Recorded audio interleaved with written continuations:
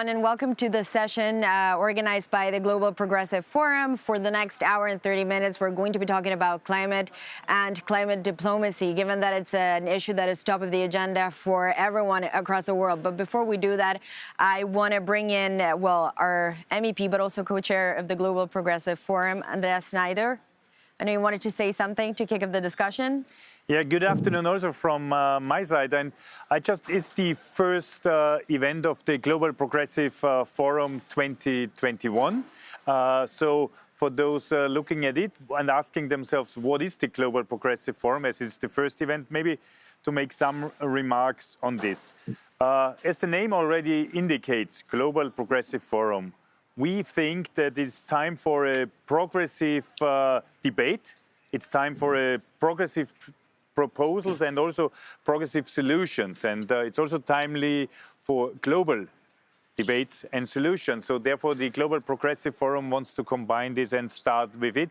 It's the best time as the world is asking for solutions and issues. And who is the Global Progressive Forum? It is an idea which was brought up by S&D, the Socialists and Democrats group here in the European Parliament, together with the Party of European Socialists, but even wider.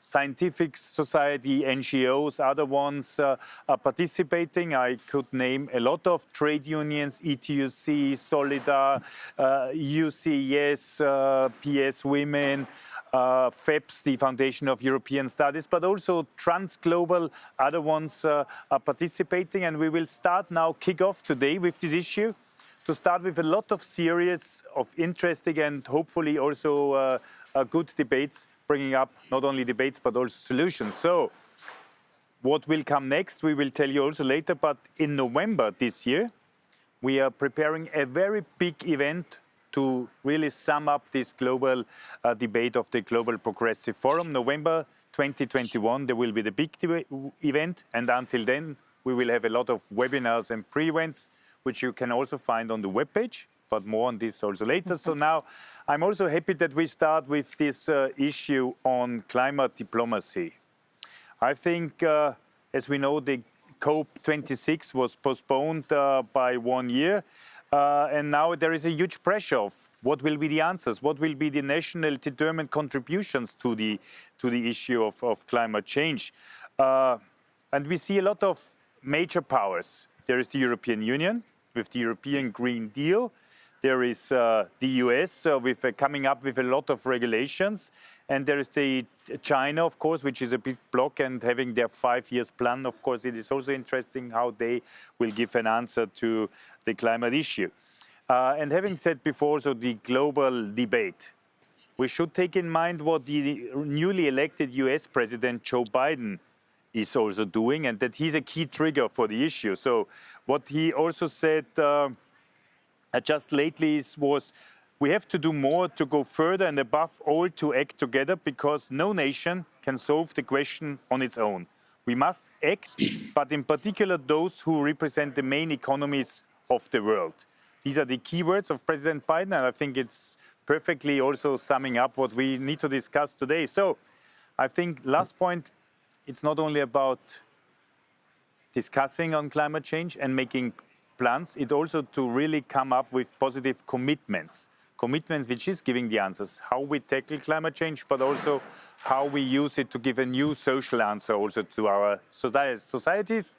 And therefore, I'm very pleased to wait for the debate today. That's great. Well, thank you so much for that. And now we have our 3 panelists who are joining us down the line. Of course, we're still very much in COVID mode, but we hope that's going to change towards the year. And we're now joined by Margot Wallström, who is former foreign minister for Sweden. She was also special representative to the United Nations. And as you know, she's very focused on issues related to climate, women and social justice. We're also joined by François Gudmont, who is a French historian. He specializes in China and international relationships in the East of Asia, and he is also senior advisor for Asia at the Institut Montagne. And finally, last but not least, we're joined by Stephen Minnes, who is associate professor at the School of Transnational Law at the Peking University in China.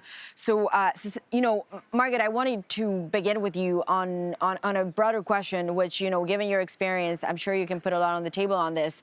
When you look at diplomacy and the many different tools that you have to engage on that across the world, would you say climate is now one of those, the way that politics, trade used to be in the past? Well, I think that maybe one can say that the global position as a climate leader is still vacant, and question is, will the EU take it? And I think that there is a growing understanding and awareness of the importance of this, that this is not something we can choose to do or not. We simply have to be credible by acting now, and that is why I will argue that the European Union will have to realize the Green Deal to start with, and then we can do diplomacy with our solutions. So we have to create credibility by doing what we preach. Right. So what you're saying, essentially, just to sum it up, is that, hitting those goals and being able to manifest the Green Deal in real terms, that will be the key. You can't be a diplomatic actor if you're not able to show that you can do your targets. Yeah, basically. And I think this is what we have done historically. We have demonstrated to the world that you can actually both reduce greenhouse gas emissions and increase and keep your economic development as well. But it comes at high cost. And I think in a way we live in the age of consequences of things that we have missed out on in the past. And I think the pandemic is the best proof of that. If we look at the root causes of a pandemic, we understand that it has to do with deforestation, loss of biodiversity, the fact that animals live too close to human beings, and we simply have to do something about those issues as well, not to have another pandemic next year. Right. And François, of course, you look at China in detail. I wonder, where does China fit in all of this? We're talking about climate. They have new targets. They've announced a new plan. But in the past, China has not been the most reliable agent when it comes to global diplomacy. So where does it fit in? It's the biggest problem in terms of CO2 emissions and towards the energy transition. And therefore, it's either part of the solution or there is no solution.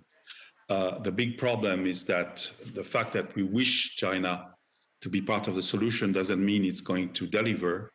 And that the fact we think it's in the rational interest of China, after all, is going to suffer, first of all, from its own emissions in terms of climate and in terms of many other issues. That doesn't mean it's going to act according to what we perceive to be its interest. I think for energy choices, you really have to look at a lot of political factors and a lot of constituencies that weigh in on decisions. It's not unique to China. And the fact that it's an authoritarian government doesn't change everything in that respect. Right. That's an excellent point, and I want to do a follow-up question with you on that in the next round of questions. But, Stephen, just to pick up on that, because you also look at China at this point, are they engaging in this, as François said, because they're looking at their own interests, because they know that this is also creating health problems in China? It's not a good look internationally, or is this more just a PR move to say we want to compete with everyone else, and we also want to be green, because that would make China, to some extent, equal to some of the Western powers that are saying we want to do it because this is a policy of the future? I think that the Chinese leadership is quite genuine in its desire to build a sophisticated low-carbon economy. They're doing it essentially for their own reasons, as part of the development of their own economy. They're doing it for reasons of pollution, as you said, for going up the global value chain, to build an ecological civilization, as they say. We're all trying to figure out, of course, what that means. But of course, it also has a diplomatic aspect, and they're very well aware of that. Right. And Andreas, just to recap on that, you know, the question that we started this forum with was, is climate a new tool for democracy? Would you agree with that statement? I think yes, in the sense that climate and democracy has to go hand in hand, of course, because you have to take the people with you. And also, I think the most important point is also who is, when Margaret was asking a question, who will take the lead on this issue? Then you need the people on your side, as consumers, as workforce, as simply the people. So therefore, democracy is a key tool also on this issue, which does not mean that it's only democracies who has to respond on the climate issue. Right. And when you say, you know, you have to bring in the people on your side and you want to be able to show that there is cohesion in your project. In Europe at times, and we saw that yesterday at the European Summit, there's not full cohesion. Is that going to be a problem, do you think, when it comes to pushing the agenda? Honestly, yes, because Europe anyways is not having as much cohesion as it should have. There are some head of states and governments which want to sneak out of this issue. But I think that the preparations, and we will come later on this, especially in the European Union, like justice, so to have a fund which is financing those which might change, like coal workers and other ones. So to have this, I think, is extremely important, and this keeps people and the workers also aside.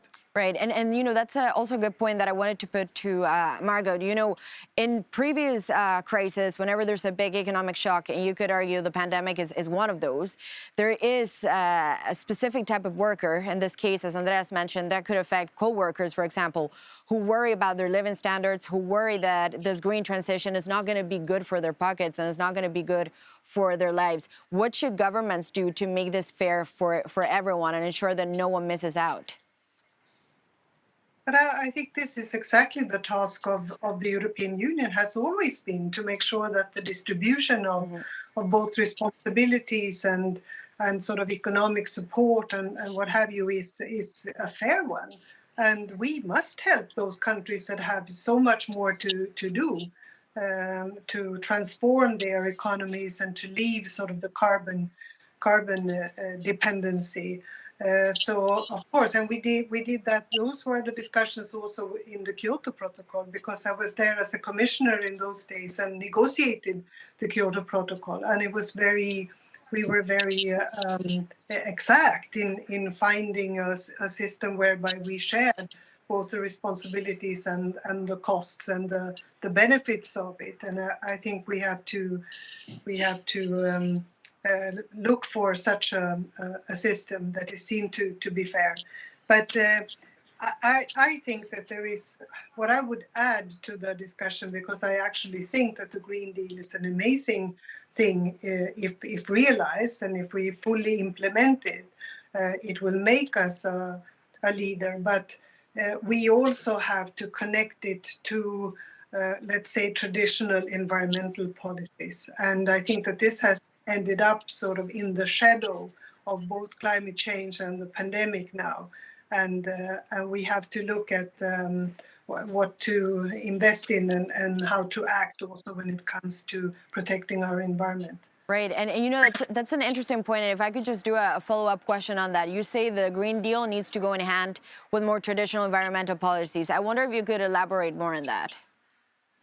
No, because access to water and food is of course basic. It's about survival, and I also think that it's very clear the climate has become a catalyst and an accelerator for conflict and those issues as well. And with the loss of biodiversity, that will impact our economy. We had the International Day for Bees the other day, and we know that without bees, we cannot survive on this planet. So it is as if we have lost the full insight of the effects also of loss of biodiversity and proper environmental problems. There will be conflicts over access to water and natural resources. Already we see that around the world. And I'm actually part of a project that looks at this 50 years after the first UN environmental conference, we will come up with a report on these links between climate change, environmental problems, and security. So I think we just have to look more long-term, more holistic, and of course, defend multilateralism, the fact that we have to work together, and democracy as well, because who will otherwise do it, Yeah. if not the European Union?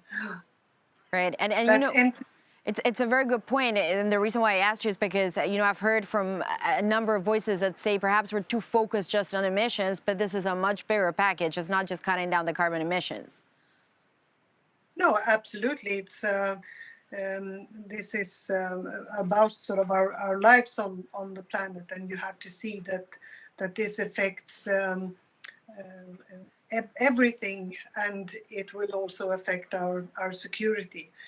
And I think this also leads to a new, more modern and updated definition of security.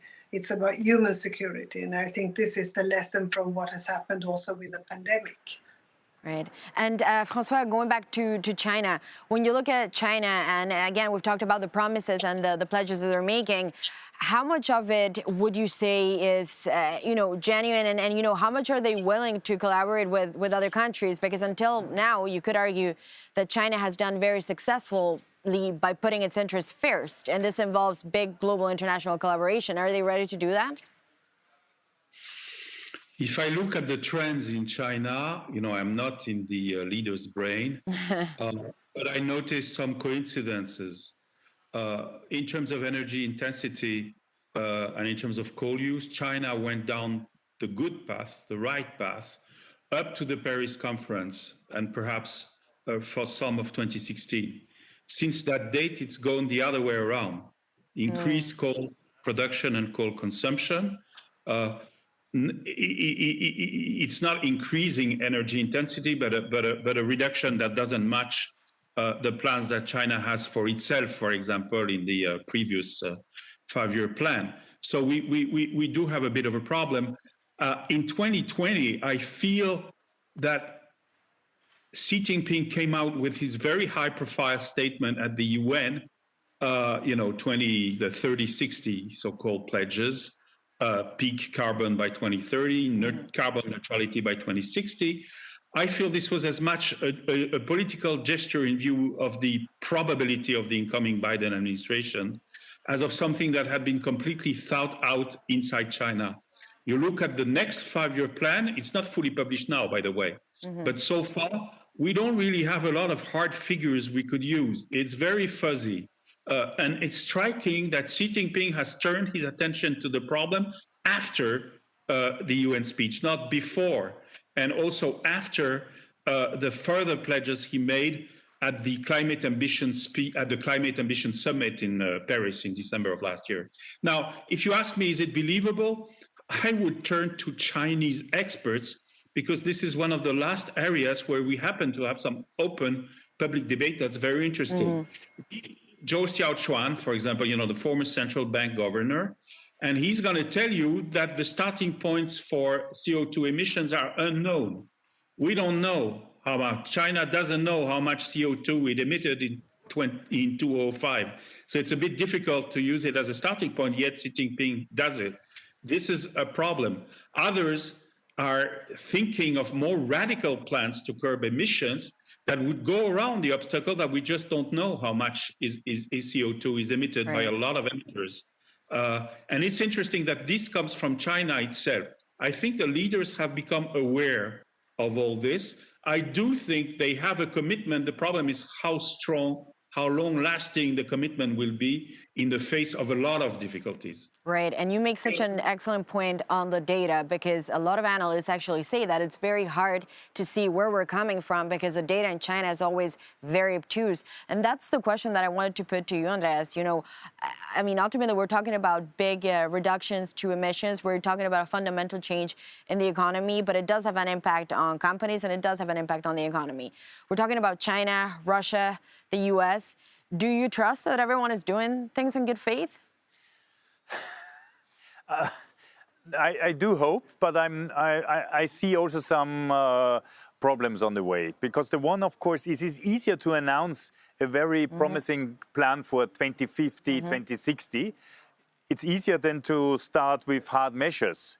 And in democracies, politicians want to be re-elected.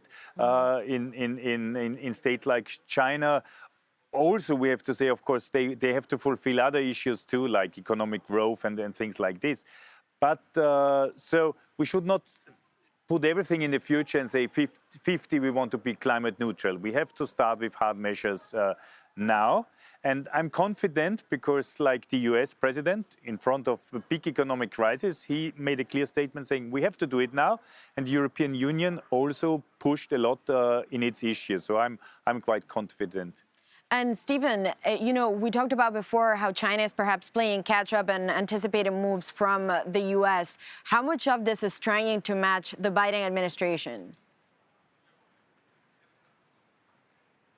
Period, of course, during the Trump administration when the Americans had somewhat deserted the field and China became very prominent in climate policy at that time, including in cooperation with the European Union. Of course, that was a positive dynamic in many ways.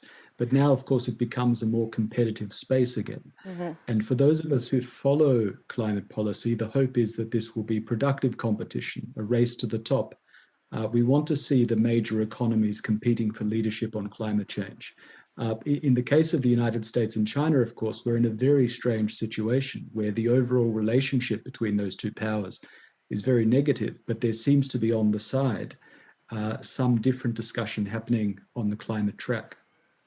And you know, Stephen, if I could just ask you a follow-up question on that, because to me that's fascinating. I mean, you're saying on the one hand, the US-China relationship is still very complicated. You know, you see it on the politics, you see it on the trade. I mean, some of the sanctions are still on. When you look at climate, they seem to be moving in the same direction. Can you really separate the two? Well, that's the big question. And one of the first tests of that will be the Glasgow conference later this year. But I think certainly from the side of the United States, there is a concerted effort to separate the two. And the role of John Kerry as climate envoy is central to that, a huge figure in climate diplomacy.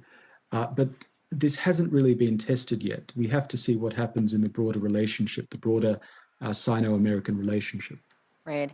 And, you know, Margaret, going back to you, Stephen just mentioned what is a very good point, saying on the environmental, climate, also ESG space, it would seem that it's now very crowded because everyone is coming in with very aggressive targets to cut emissions. There does seem to be a competition, but it's a competition to the top. I guess you take that as a good thing, the fact that we're all kind of moving in the same direction, although to some extent competing for the same markets. Yeah, it's a good sign, but I wouldn't trust anyone until we actually see the results and the actions. Can I give an example? Sure. Also of what has happened and a positive development? Because one of the last meetings that I attended as Foreign Minister of Sweden was an Arctic Council meeting in Finland. And that was an almost traumatic experience because it was during the Trump years and Secretary Pompeo was there. And he stopped that whole meeting from actually achieving anything by refusing to mention the phenomenon of climate change. And he stopped the Arctic Council, a peaceful organization for cooperation in the Arctic area, stopped the Council from issuing a joint statement for the first time in 25 years. And it was so shameful that, I think the world should know about this. And of course, this year, instead, when the Arctic Council met, it is clear also to the Russians that the permafrost is now melting with enormous consequences for them and for the world. And the researchers, the experts will work together because in the Arctic Council, the climate change will be felt twice as fast as in other parts of the world. So I think you can achieve a lot with change of leadership. And I think the Biden-Harris leadership is doing good when it comes to climate change. And you know, that was also my follow-up question on that. You mentioned that President Trump blocked this communique and didn't sign on it. The fact that the U.S. is now trying to make up for 4 years that you could argue have been lost on climate policy, is that something that you read as a good thing? Or, and I guess it's a tricky question, but how much of it is just good public relations trying to rebuild the image of the U.S.? No, I think they know very well, and they have John Kerry as their special envoy on climate change, so they know, and he knows what he's doing. So I think they're convinced that this must be done, and also that I think they are introducing a domestic policy that is sort of consistent and coherent with what they are trying to do also internationally. And I think that's a very important sign as well. So we have to work together, and I think that to follow up on because we discussed this before, climate diplomacy, and from the European Union side. And I think the things that were discussed that were concrete had to do with reporting and analysis from delegations, for example, because that will help the European Union to make the right priorities. Is this happening now? What about to analyze peace and security related risks of environmental change and climate change? Not having an institutional home in the European Union, does it have that now? And also, where will we position ourselves from the European Union side also in this race or in this effort to tackle climate change and adapt to climate change? And that would be the real question, of course, for Glasgow and for the next meeting. And I hope that the European Union will show that it has this stubborn heartbeat and that it can deliver also on commitments in Glasgow. Right. But as a measure of commitments, that will be the key, you know, who is cutting faster. Andreas, do you share that opinion, that this is a race now, that it's a competition, or would you shape it differently? No, I think it is a quite positive race if it's about who is pushing most. And inside the European institution is even the same, because it's the European Parliament which is sometimes more pushy than the Commission, and the Commission is much more pushy than the Council, so the Member States. And that's why also, because we discussed about democracy before, and to link also what Margit was saying on the Arctic Council, there are some areas where you really can see there is a climate change going on. Mm-hmm. It's fundamentally changing your life conditions of people living in the Arctic or in the Alpine region or wherever you look like this. So there is also, people are demanding that you have to do something. So politics also should not fear, because change never is easy, but people see also there is without doing anything, there is also a big change. So they ask politicians to act. Right. And, you know, to be also fair, you know, the European Parliament is the only, you could argue, or the most directly democratically institution in Europe. Ultimately, you know, there's a European election and you get voted into your seat. So I wonder, is that the reason why you feel you need to push for this agenda more, and then at times it gets watered down a little bit by the Commission? Is that tension just part of the job, or does it represent that you are perhaps feeling this heat to do more in that respect? I feel some responsibility to do more. We had 2 years ago the European election. It was also the starting point where this big Friday for Future demonstrations were everywhere. But I also personally, I'm an alpinist, so I go up in the mountains. And I remember where the glaciers had been 10, 15 years ago. And I know where they are now, smaller, less.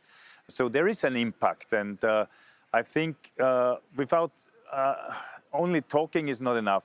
Doing it is. And the Parliament can push, but also needs a good Commission. With Franz Timmermans, we also have the chance, a Commission who is making the laws and putting it into an everyday political plan. Right, and you make a good point because right before the pandemic happened, green and green policies was top of the agenda. Fridays for Future, the big marches, the European election. Also, you made a good point. Yeah. That was a big win for the Greens across Europe. You did very well. So I wonder if you take all of that, given that it's been paused for a year, can you go back to it with the same strength, or do you worry that perhaps momentum has died out a little bit? I think because you say it's a green, it's also a red issue in the sense of it's about jobs. To take the change in a positive manner is also creating the future jobs. It's creating the sustainable jobs. When we look at the economy, it's about exploitation. It's the humans and the nature. So we have to find a new way how we produce, how we work. So this is also, I think there is a lot of chances also in it. So there is a future issue, and I think it is, when you want to say it, will be honored also politically at the next elections. And Francois, we've talked about almost the democratic aspect of this and this push that we've seen in Europe from citizens to include more green and more climate policies in the political agenda. I wonder in China, is this more of a government push, or do you actually see it too from Chinese citizens? I was going to say that I wish it was a race. It is certainly one for democracies where there are political parties that compete and pay attention to voters' wishes. In China, it's somewhat mediated by the CCP and by, power constituencies. What is true is that, especially in urban areas, high-income urban areas, there is now a turn towards pollution.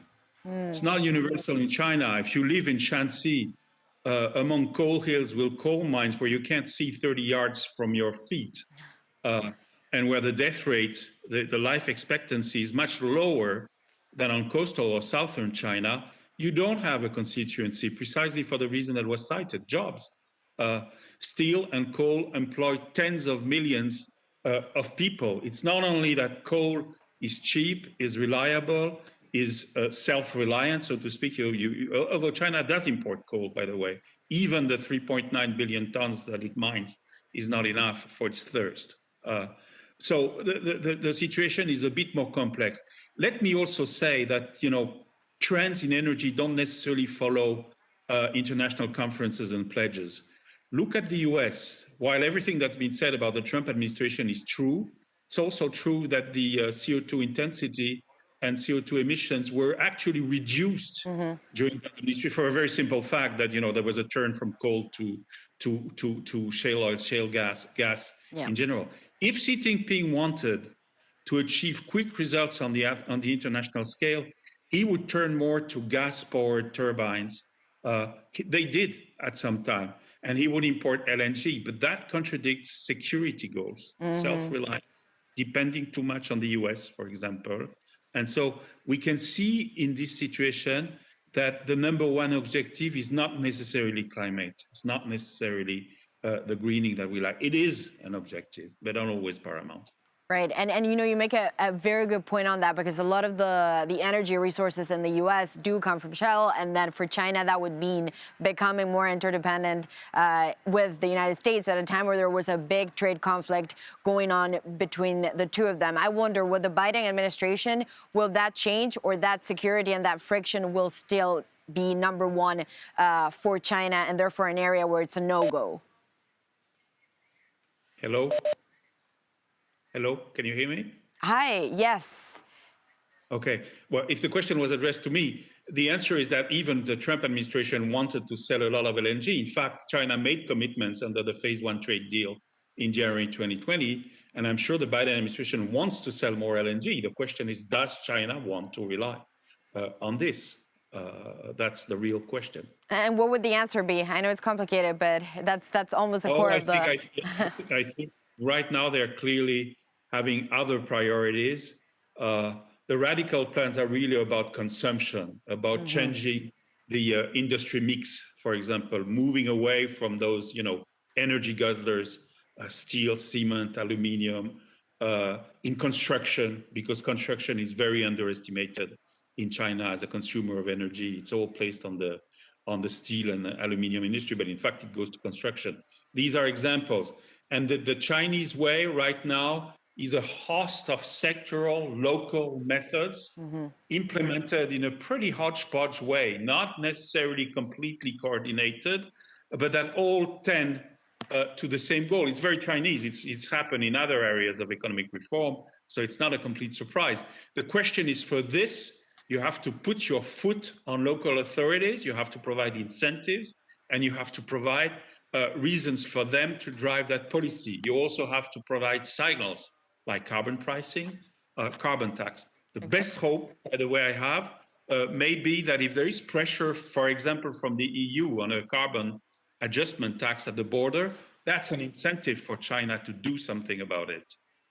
So we, in that sense, we may be motivating China to act a bit more. Well, Francois, I really like the fact that you brought up the carbon tax for two reasons. Because I want to do a follow-up question on that, but also because we're joined by Diederik Samson, who is the head of cabinet for Frans Timmermans, who, as you know, is Vice President of the European Union and is also the head of that Green Deal. So, Diederik, thank you so much for joining us. I know that you're only just joining, so if you want to give some initial remarks about the Green Deal, what it means, then the floor is yours, and then we can kick off with the questions.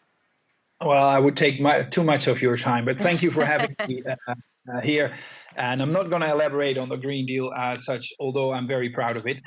But indeed, highlight the remarkable 6 months, or you could say 8 months, whatever you call it, but up to Glasgow, that is ahead of us. It is really a once-in-a-generation opportunity to use the full ability of our climate diplomacy to get ourselves to a result in Glasgow that actually delivers on the promise of Paris.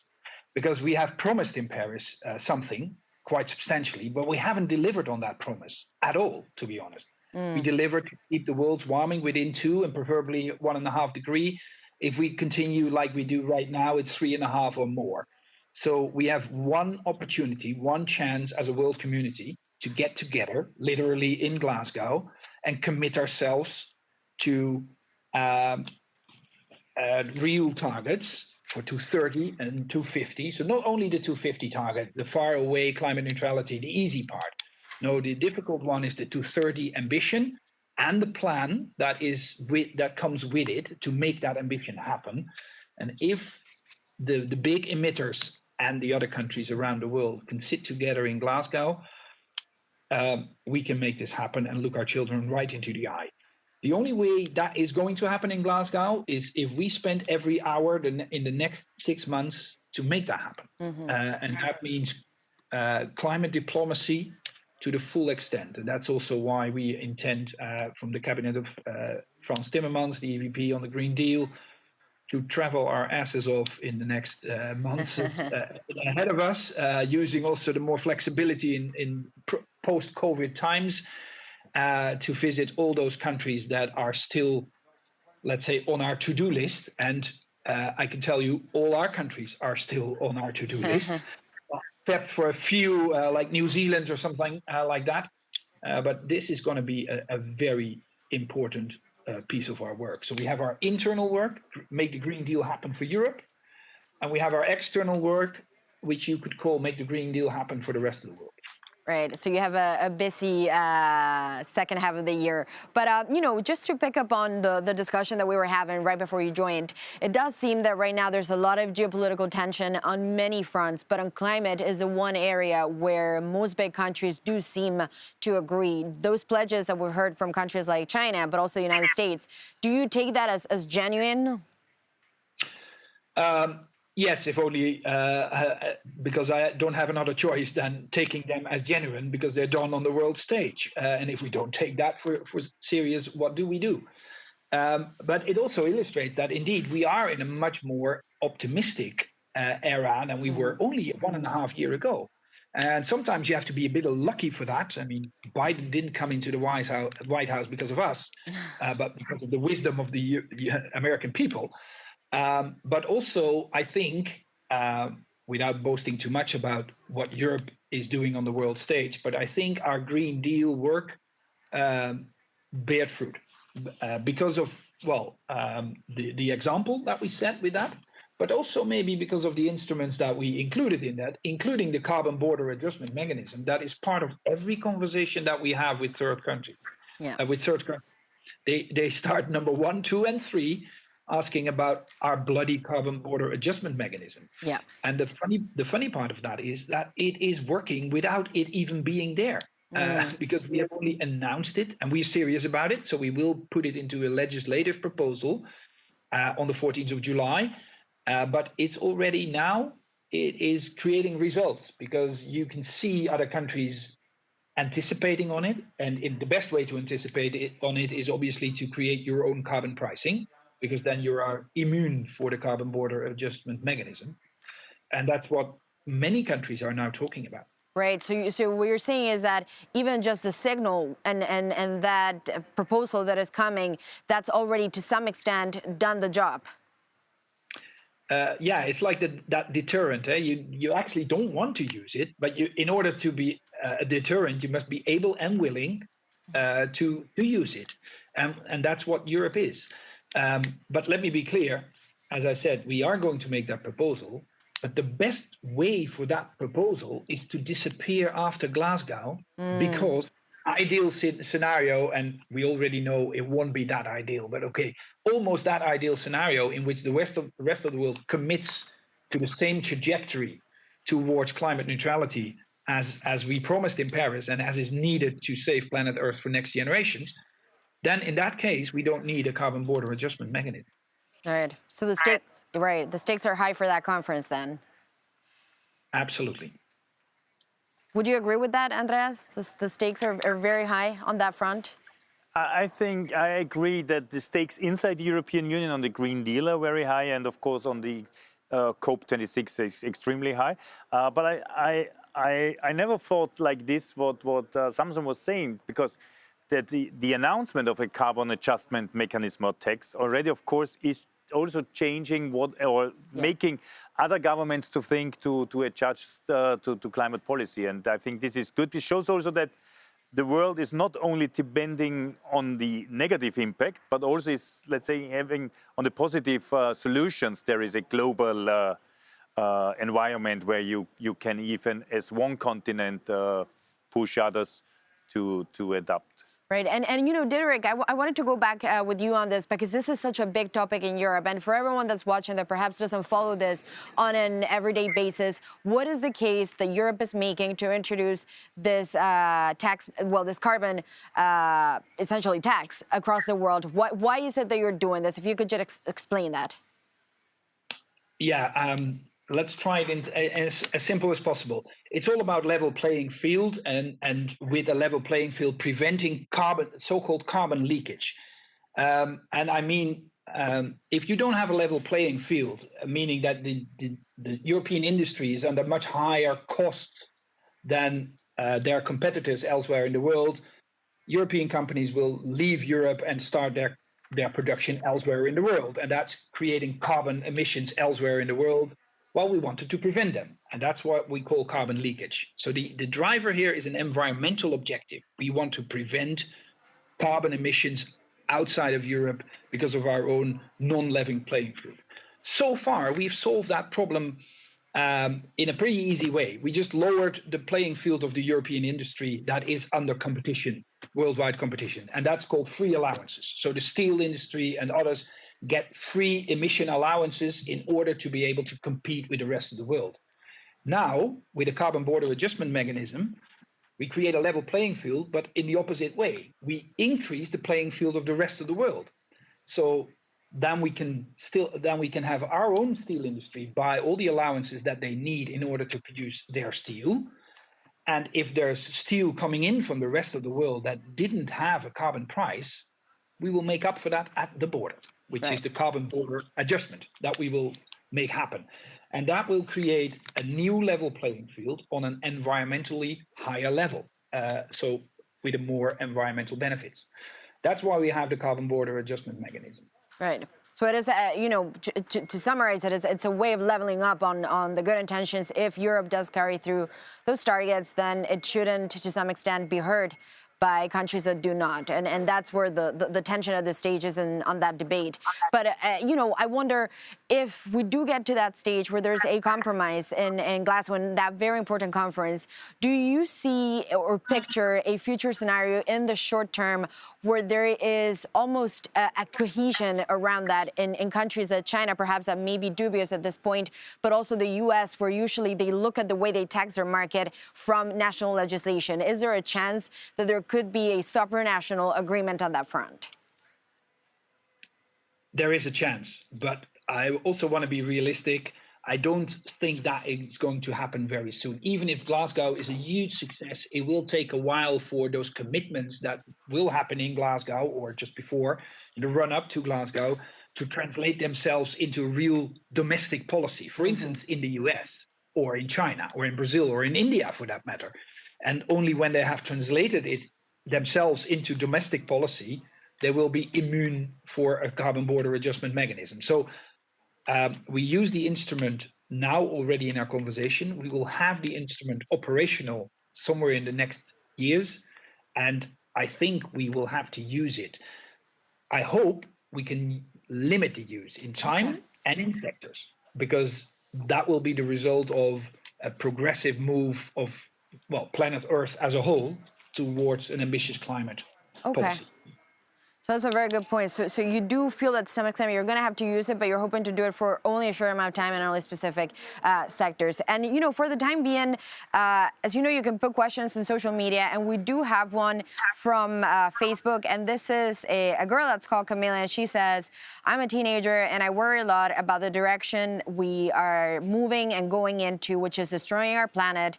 I have the impression that the EU lacks politics or politicians that will force countries to do the relevant actions and do only the bare minimum. So what else are you going to do? Andreas, do you want to answer this question from a very teenager with a lot of impetus? No, I want to thank you also for this question, because, and also the critics on the European politics or the global politicians, which I understand, because from a perspective, it's also true that it's too slow. But I think as we also discussed, the Green New Deal is the big chance. It's the big chance to deliver really. There's the carbon border adjustment mechanism, there is a tax on recycled plastics, there is CO2 issues, and so there is a huge bouquet of measures which will be taken. And I will be also sure it will be not easy, because there will be also stand up a lot of which say, oh no, this will be complicated. Then we need the young generation to stand side by side, for example, with Franz Timmermans. And also, for sure, France will stand side by side with the youngsters and say, we have to do it because it's necessary for the future. But we should not forget, if you push, then also things are continuing going. Then research inside the industries are going on. And we should also not forget that especially industries are quite global organized. So if they find a solution for reducing CO2 emissions in Europe, they will also use it maybe in other production places globally. So could be also a positive impetus on this, and this must come with COP26 in Glasgow. Right. So you guarantee, Camila, that you're not just doing the bare minimum. But I cannot guarantee that we do enough and quick enough, but for sure, strong enough. Good. So if you want to keep sending your questions, that's great. And also, you know, if you're watching this, you want to express your opinion, you want to send a message on Facebook, feel free to do it, because I will put the questions. And Margot, I want to go back to you. In the conversation that we just had, countries like Brazil, India, to some extent I would add Russia too, they've been brought up. Until now, we haven't seen very specific goals on that front when it comes to climate.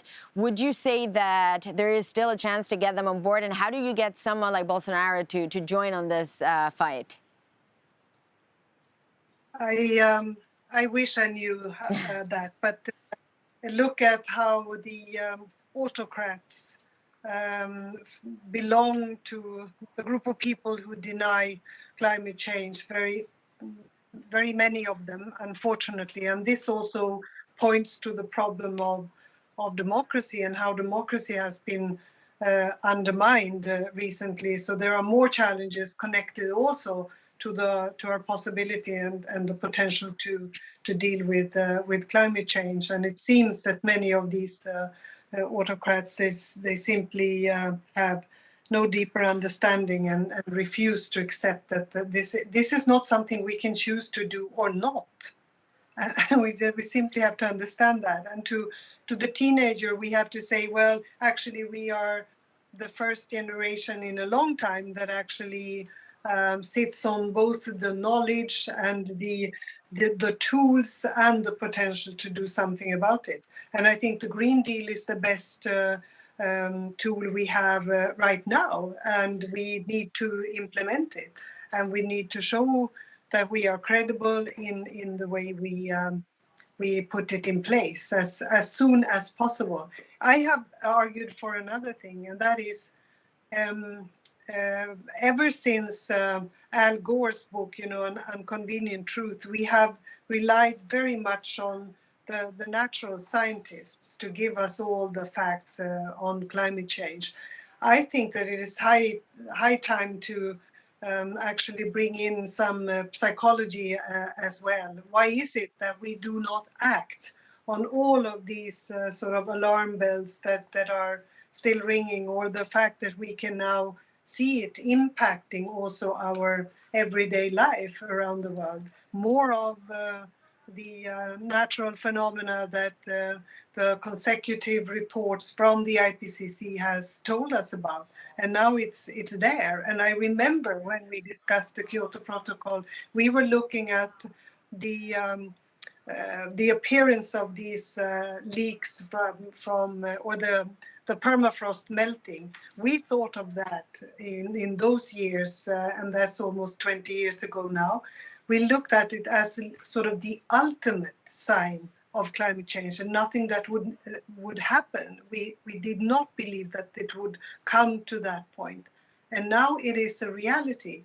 And I think that it is having an effect on the Russian leaders as well, that they understand that the whole infrastructure built on permafrost will be at peril. And I think that this is we need to look at why we are not enough decisive and capable, and maybe we need some psychologists to tell us that. And I wonder, again, going back to this message on Facebook, it does seem that there is a big generational change in politics. Before, politics was center-right, center-left, perhaps more liberal on the economy, more liberal on the ideas. But I wonder, going forward, do you see climate actually becoming fundamentally part of that political debate that kind of creates a new system of play that goes beyond the old left and right? I don't know if I agree. I think that what the pandemic and the effects of climate change has also demonstrated to us is that it has revealed the inequalities and the risks of having societies that are so divided, and with all these sort of social and economic gaps between people. I think that does not bode well for us being able to tackle climate change either. So it has to do with politics, but I do believe that under the leadership of Greta Thunberg, we have seen that the young generation, they look at the science and they say you have to act on what science teaches us, and you have to show not only in words but in deeds how to deal with and adapt to climate change. So they want to see more action and less of political discussions and divides. Okay, well, we also have another comment on Facebook. Again, we said we wanted to make this interactive and that we were going to look at all your comments. So to be fair, we do have a comment from a user that says, this is the coldest spring in years, and yet you're talking about global warming and would like to ban gas heating, petrol and diesel cars, etc. to save climate. This is really tragic policy. What is the EU exactly doing? And I hope that the people will realize that this assessment is completely wrong. Well, sometimes it's good to provide the other side to this. So I wonder if anyone wants to respond to this message, suggesting that essentially climate change is not real. I think the colleague mixed up weather and climate a little bit, honestly, because even these strange weather conditions can have a relation with the climate change, because there is a global system of climate. So there is no clear answer on this, if the rain today in Brussels has something to do with the climate change or not. And this is not the issue. But looking at the long-term temperature and other issues, it's going up. It's going dramatically up. You can simply look on the growth of plants and other issues. There is a tremendous change. And this change will have an impact also on our life. And because you asked this left and right question, will be always, let's say, the average people who will pay the higher price on this change, on this negative change. Also on the climate issue, because those living in the communal houses, of course, are having different problems than if you have a big garden with a swimming pool to survive climate change. If you can avoid buying goods or not. So there is also always a social impact, but there is also a group of people, especially on the right, which are denying everything. This is the same like in the COVID crisis. So I think it is important in democracy to discuss this, but we see there is a need to discussion, but I would say there is more need for action. And Diederik, you know, I think it's also a good thing that we're debating about this and taking this comment and not pretend like there's people who don't believe in this. So I wonder, to someone who was very skeptical about this, Diederik, what would you tell them? I mean, we have a comment here that says, today it's raining in Brussels, there's no global warming. How would you respond to that? Well, I've been in this field for now 25 years or more. And to be honest, this is from all times. Every day, every cold day, I receive messages saying, today is colder than yesterday, so the planet is cooling down. And that logic is irresistible. But actually, what is behind there is maybe what Mrs. Wallström talked about. It's the urge for people to avoid seeing the danger, because seeing and acknowledging the danger requires action. And well, if you don't like that, it's logical, it's even understandable, and maybe even justifiable that you try to come up with all kinds of arguments to avoid that action. But we've now been debating this for long enough, 25 years or more, because I wasn't the first one in this field. And it is time for action. So I'm happy to talk and confront every citizen of Europe, and actually of the world, that still doesn't believe climate change is happening or doesn't believe it's a danger. But meanwhile, I'm going to spend as many minutes as I have to take care that we jump into action. Right. So get into the action. May I add? Go ahead. Ilona? Yes. Yeah, thank you. Because 20 years ago, when I was an environment commissioner, I traveled to Russia, and they did this call-in, by on the radio. So it was an interview with me, and then people could call in. So this woman from from Siberia somewhere called in and said, "Well, you talk about the global warming and." Last winter it was minus 40 degrees here. So why can't you give us just 3 more degrees, warmer, 3 degrees warmer? It would really help. And I think it's so this question has always come up since we started to get sort of full scientific knowledge of what was going on. But I think it's like mixing up lifestyle with life itself. And I also believe that this is why we need to explain the difference between, as you said, also between climate change and the weather. And we need to help people to understand what kind of deep impact this will have. I also I worry a lot about this because we don't have much time, and we have to introduce a more long-term thinking in decision making as well to be able to do this in the right way. And we need also the young people with us in taking on this enormous challenge. Right. And you made a good point about sometimes some of the pushback that you get from people. And Andreas, I wonder, when you look at some of the feedback at times from some voters who say, well, I don't like this because this whole climate agenda is removing choice from me. You want to take away my car. You don't want me to heat the house. You're going to make my life so much more difficult. I don't want to walk. You're taking away that choice. Is it an issue of perception? And the way that this is being presented to a segment of the population? No, and I think it's also a wrong picture, because you have two choices. The one is simply to adapt your life because the climate is changing, and let's say the life is changing because the climate is changing, or we accept the change now so to shape the future. So there is only these two choices, and of course sometimes people don't want to have change, but the change will come anyway. So the question is only if we do the right one, and then we can at least try to ensure that this social balance, that's future-oriented, that maybe some kind of life standard still is continuing on a different level of life. We are not talking about not heating the houses, not traveling anymore, or not something eating else. meat. That comes up many, and it creates a lot of pushback. Yeah, but of course, we need to discuss how we heat our houses, how we travel, how often and who travels. And we need also the discussion about the food, how we produce, if it is ethically and environmentally sustainable. So this we have to ask, of course. And how would you respond to someone that says, I don't want government to tell me to take the train, I want to go on the plane? You know, it's again this idea that climate takes away choice. Is that fair to say? Then, therefore, politics is needed, and is to take also creating alternatives, taking decisions like investing in trains. There was a very hard debate which Franz Timmermans started now, saying that we need to invest in trains in order to have less flights.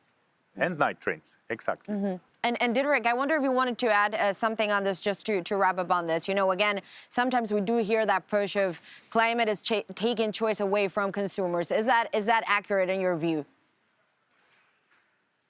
Well, actually, no, because living together takes away all your freedom. You're not allowed to set the house of your neighbor on fire.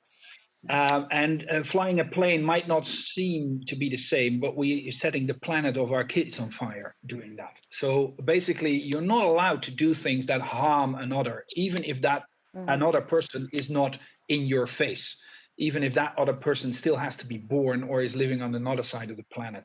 So I do think that we all bear the responsibility to behave responsibly, and our freedom is limited where the freedom of another is endured. And that has always been the case, even for staunch liberals, and to be clear, I'm not one of them, but even for staunch liberals, they accept limitations to your absolute freedom to do whatever you want. No, that's not the case. Living together implies responsible behavior, and part of responsible behavior is leaving the planet in a state of livability in terms for the next generation. And even our promise should be bigger than that. And we should leave the planet in a better state than we got it from our parents. And to just pick up on that, you know, I gather, would you argue with this premise that climate can also foster a new sense of community? I do think so. I do just think it's one new step in our civilization, and to also bear this in mind, to have that responsibility looking after the next generation or people that you don't know that live on the other side of the planet. Yes, it could bear a new sense of community. But on top of that, it can do, for instance, it can democratize our energy system by having much more decentralized production and consumption. And that's also, you can see that already happening in parts of Europe, where decentralized energy production creates that community, where people own together that windmill or that solar farm or the heating system of a whole neighborhood. And that's one of the many ways that climate change and even technology can foster a new sense of community. Right. And, you know, Stephen, just to go back on the big picture and bring in China here, you know, we've spent about 10 minutes here talking about the social impact of climate measures, the fact that this is coming to some extent from voters to the government. China, clearly, it's not a secret that it's a very different system. I wonder, what's the social output on climate in China, or is there simply not a conversation, it's just driven by the government? Certainly driven by the government, but the government keeps careful tabs on public opinion and the concerns of citizens, particularly in the major cities such as Beijing and Shanghai. And there are very interesting correlations. When there's more pollution, there are more searches for emigrating abroad from China. The Chinese state and the party have their own concept of a social contract with the people. Now, it is not our concept, but it does include a gradually improving standard of living, and pollution and the other consequences of climate change, despite the earlier question, are very much on their radar in this regard. And to the extent that that is a common concern shared by European and Chinese citizens, then that's something that we can work on together. And when you mentioned the Chinese social contract and this idea that living standards will improve, and that's what the government would ultimately aim to do, where does climate fit into this? And I wonder, we also talk about job relocation. That's also going to happen in Europe. What's the impact of that in China? Well, the old view, of course, was that living standards were about GDP and growing GDP numbers.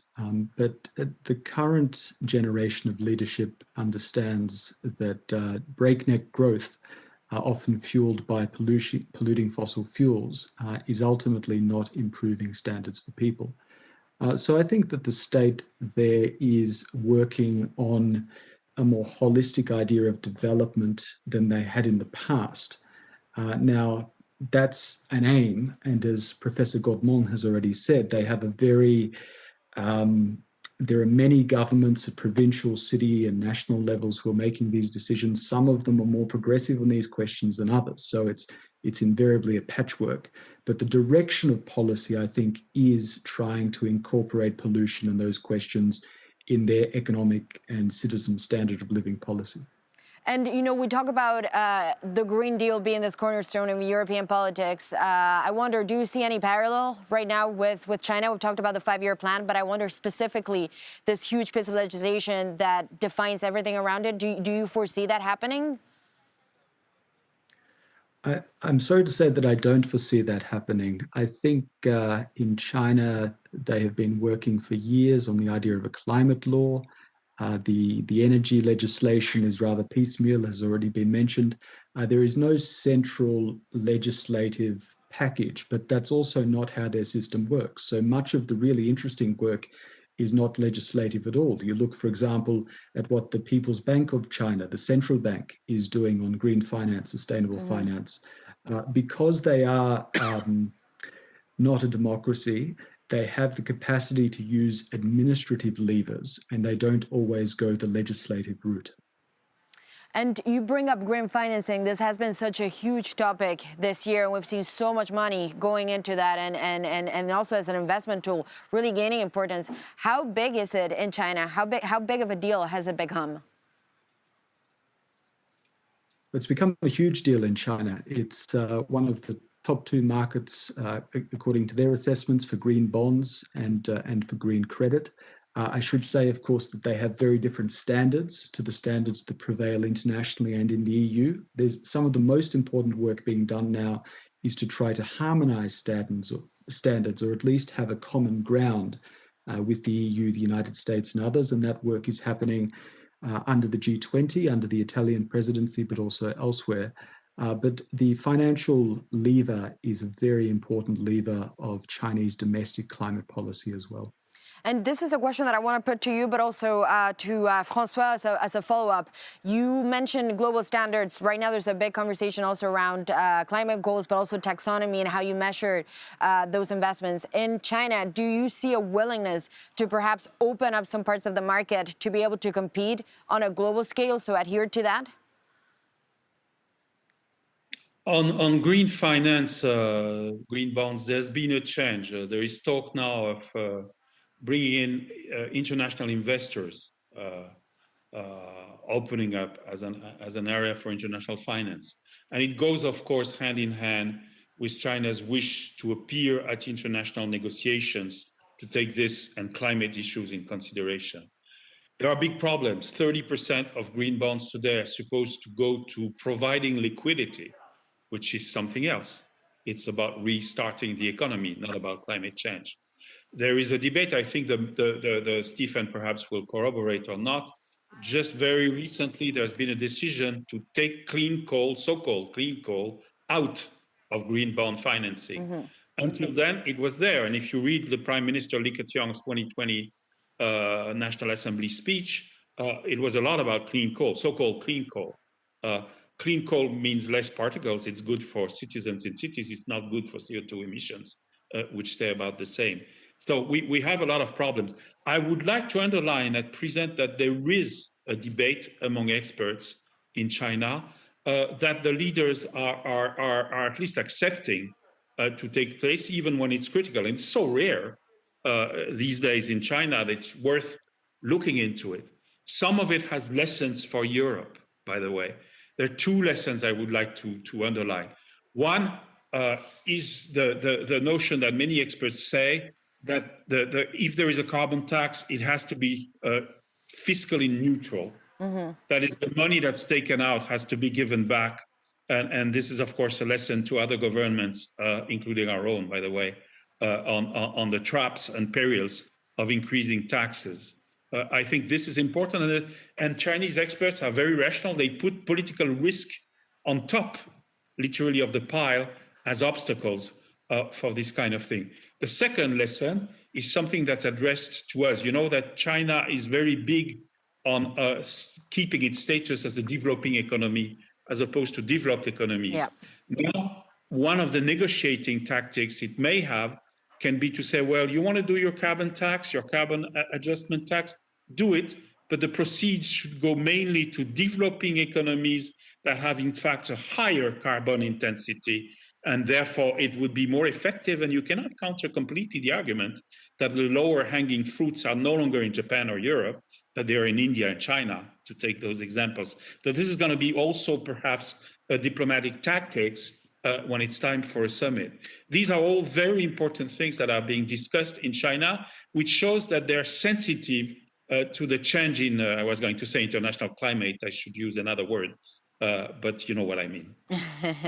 And Diederik, I wonder if you wanted to add anything on that front, in terms of especially becoming a benchmark to be able to attract investment, which, you know, there will be a need for funding and to fund this new transition.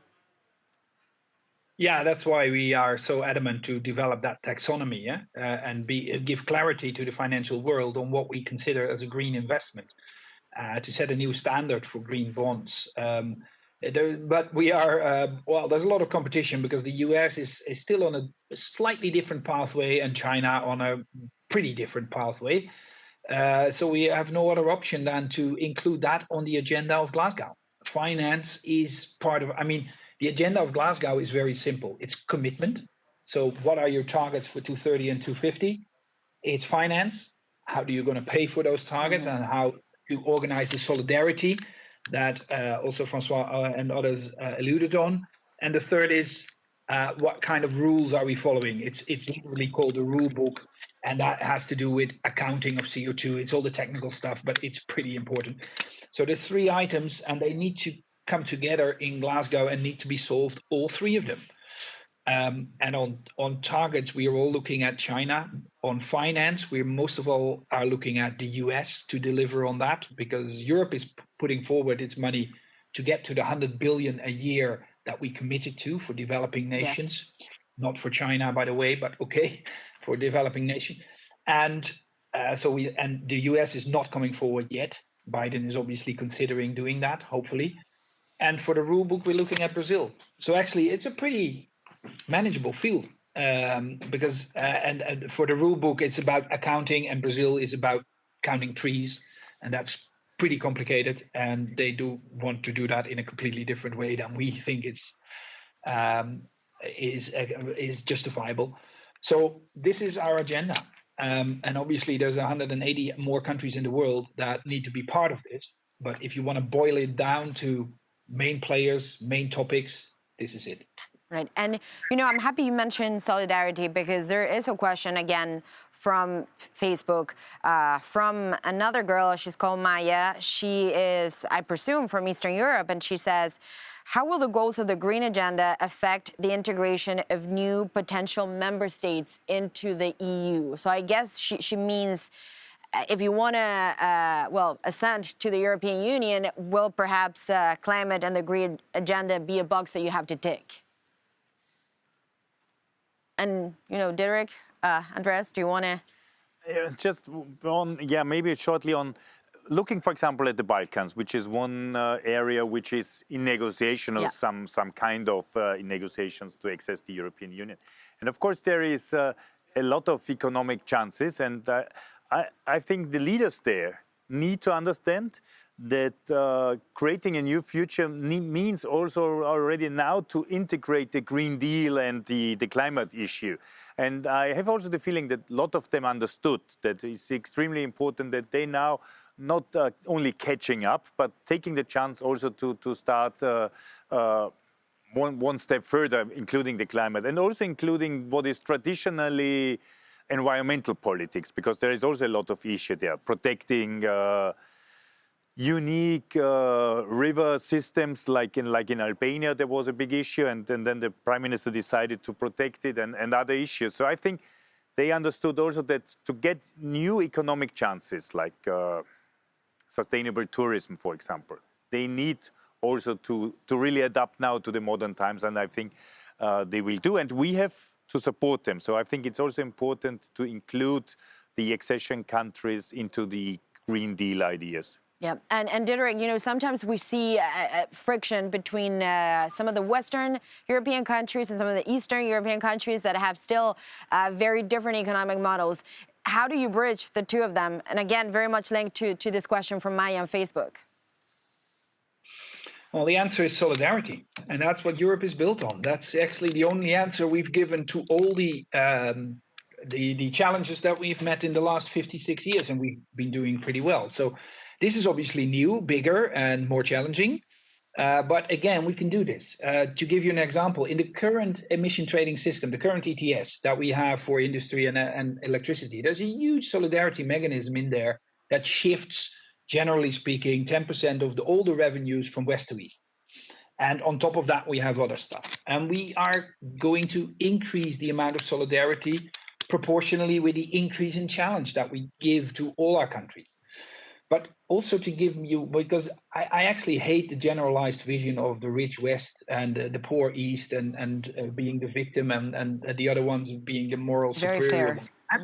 That is not the reality. Before I took up my life and went to Brussels for this incredible project, I worked in the private sector looking for opportunities to invest money in new green technology. And you know where I found most of them? In Eastern Europe. In Warsaw, in Prague, in Bratislava. That's where young people in sheds, they're working on the new technology, perovskite, the holy grail of the new solar cell generation. It's developed in Eastern Europe. The economy is younger, it's more dynamic, more growth, more technically engineered, educated people available. There's huge opportunities also for Eastern Europe. If we once again can provide enough solidarity, I think as a continent, we will only get stronger. And do you think, now that you mentioned those opportunities that you saw in the past, does the leadership at a political level get that? Because, just a few days ago, yesterday, there was still pushback from the Polish Prime Minister. I mean, this is obvious for everyone to be seen, who says, if this is badly handled, we're going to take a big economic hit. So do you get the impression that this message of look at this as a future investment is being passed through? I think they're slowly and starting to get it. But even if they wouldn't say it because they're good negotiators. They're politicians representing their own country, and I don't blame them. It's in their job description to stand for the Polish interest, and that it also means that you hammer on the fact that you need more in order to get there. And obviously, from the other side, there's other politicians that have a different view. And together, they form the European Council, that strange instrument that always, in the end, just before crashing into the wall, finds a solution for a problem.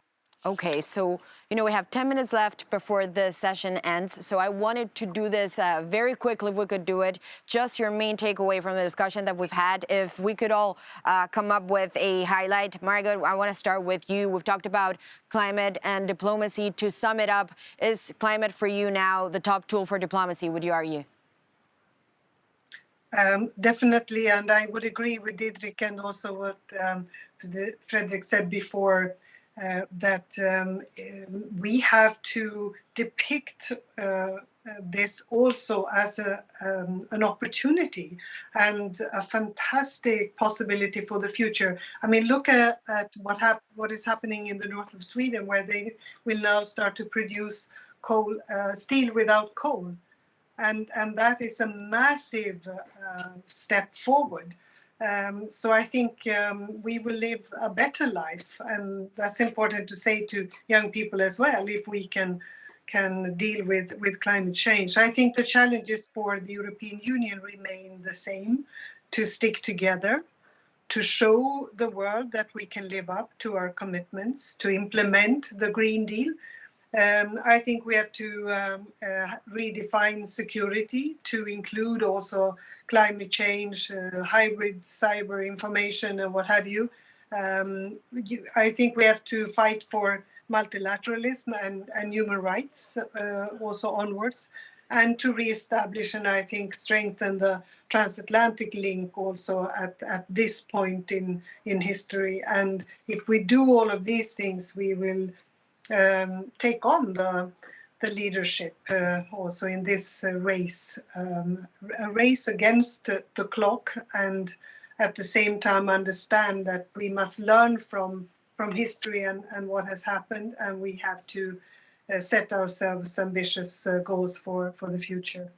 And Francois, over to you. Of course, we spoke about China and the role that China could play in all of this. Do you see China becoming this diplomatic agent on this new consensus for new climate policies? Do you take that as believable and genuine?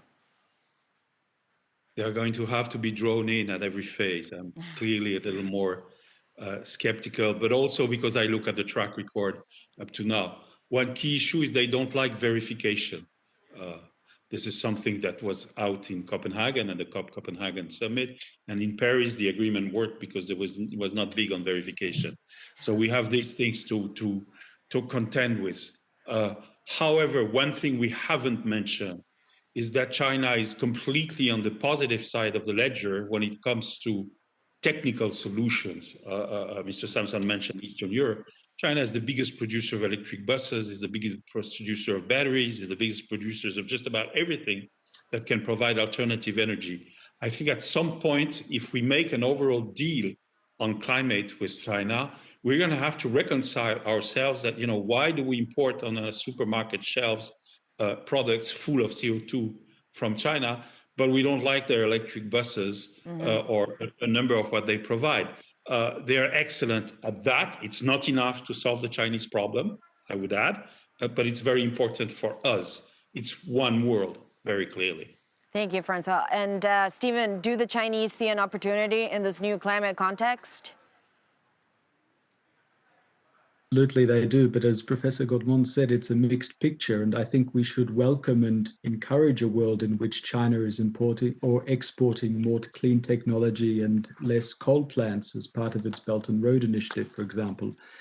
China will be an important voice at Glasgow amongst all the other major economies. It is a milestone. It is a moment to keep 1.5 degrees within reach. There is a lot of optimism, but there should also be urgency as well. And certainly for progressives, it's all to play for. Thanks so much. And Diederik, just I know that you're saying you're going to be very busy ahead of the Glasgow conference. What is your top priority there? What is the one thing you're hoping that comes out of it? Well, as I said, it's the commitment, the ambition to save our climate for next generations. And in order to get there, everybody is needed. And as I said earlier, I'm pretty optimistic. And let me add in the dying seconds of this session, one more reason why I'm optimistic, because we are going to be, well, by coincidence, in Glasgow in a once-in-a-century dynamic, which is the recovery from a once-in-a-century pandemic. And that dynamic, we can't predict it. I don't know, but I can sort of feel the opportunities of a very positive dynamic in which new investments, new momentum, a new fresh start, a great reset are all going to play in our favor. So if indeed the progressive movement was looking for a moment in time where their ideals of solidarity, fairness, sustainability can be made reality, it's obviously in the next period. And it's now. And then you make that very clear. Andres, is the final 5 minutes of our debate. I know you wanted to have a final word for the session. Yeah, first of all, I want to thank all the panelists. I think it was an extremely interesting and important debate which we had today. I agree there are new dynamics coming up between US, China and Europe, including trade policy, but also the experience from the pandemic. The pandemic taught us two things. The one is there can be negative things which we cannot smell, cannot see, are not recognizing on, let's say, normal ways. This is also counting for the climate change. We don't see it immediately, but we will see it on the long run. But secondly, also we learned we are independent and we have to solve it also together. So this could be the dynamics also for COP26 and maybe also all the international conferences which are before this. Second thing, a lot of words today came up like solidarity, future change, and solidarity with the future generation. So I think this is important. But finally, we have also to say, and I think this is also one commitment, that climate diplomacy is not the only issue. It is also a lot of homework which has to be done in Europe, in the nation states, in the provinces and in the cities. So therefore, it's a lot of work to do. Well, thanks so much for that. And of course, thanking our great panelists for joining us and taking the time. And also, I want to thank our users on Facebook, for taking the time, putting questions and taking an interest in this and watching this live. There was a lot of interest, and that's good. And it does show that people are very interested about this topic. So thanks, everyone, for joining. And don't forget that there will be another session on the circular economy on June 22nd. So you have to mark it on the calendar. Exactly. Mark it on the calendar and book it on your social media platforms, 22nd of June. Very good. We'll see you then. See you. Thank you.